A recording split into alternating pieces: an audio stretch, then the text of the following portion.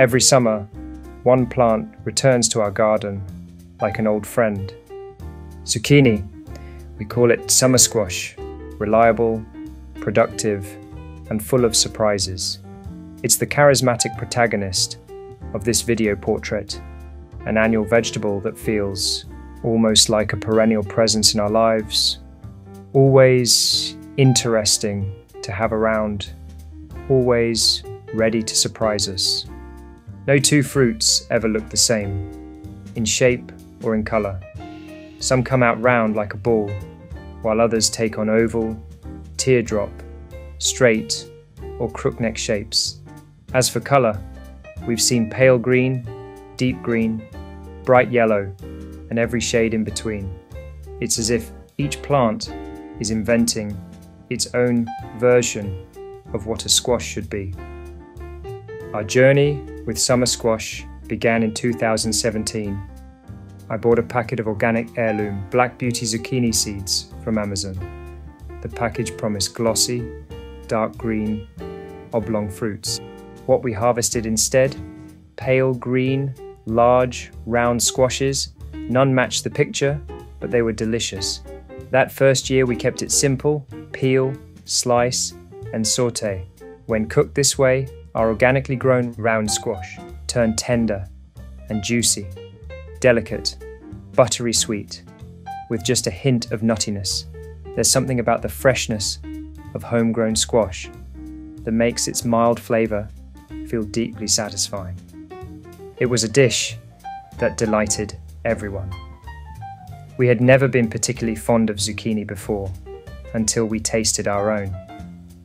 That's when we realised just how big the difference is between store-bought vegetables and those grown organically right in our own garden. We saved seeds from the healthiest fruit, and just like that, we started our own heirloom line. I think I can call them our organic heirloom squash seeds, maybe. But more importantly, they've become part of our seasonal rhythm. Each February we sow a dozen seeds. By spring, about 9 seedlings make it into sunny spots in our garden. They thrive in warmth and grow fast, always the first summer crop we harvest. My mum still remembers one year we picked our first squash on May 1st. This year it was May 13th. The harvest window might shift, but the joy is always the same. Squash is a kitchen chameleon. We make savoury pancakes, toss it into stir-fried rice, or dry it for future meals. That second year, our harvest was so abundant, we built sun-drying boxes. We sliced the squash and let the Southern California sun do its magic. Later in the year, the dried slices are rehydrated and cooked with shiitake mushrooms, bamboo shoots, or oyster mushrooms. A comforting winter dish, full of summer flavour.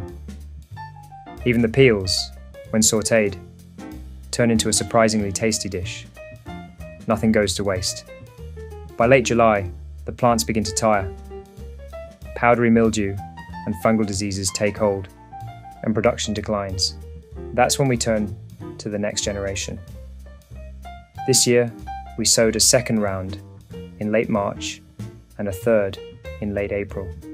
The March seedlings are thriving, lush, and already preparing to bloom.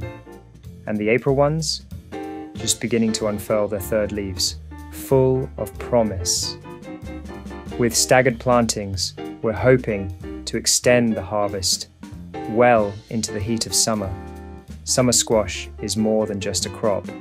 It's a summer story we write year after year, full of flavour, resilience, and a bit of mystery.